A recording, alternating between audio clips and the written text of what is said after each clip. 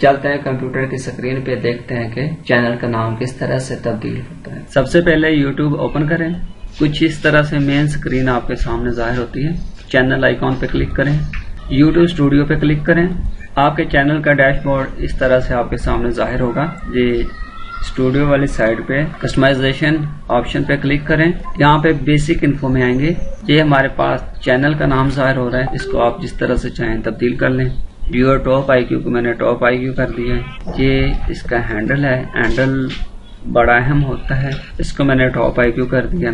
ये चैनल की डिस्क्रिप्शन है, इसको आप अपनी जरूरत के मुताबिक, आप अपने चैनल के मुताबिक जिस तरह से चाहें तब्दील कर सकते हैं। सारी तब्दीली करने के बाद पब्लिश पे क्लिक कर दें। मैंने पब्लिश कर दिया। ये देखिए यहाँ पे हमारे पास channel viewer top IQ show हो रहा था। मैं इसको रिफ्रेश करके देखता हूँ। ये हमारे चैनल का नाम टॉप IQ जो है वो तब्दील होगी। वीडियो पसंद आए तो चैनल को सब्सक्राइब करना मत भूलिएगा।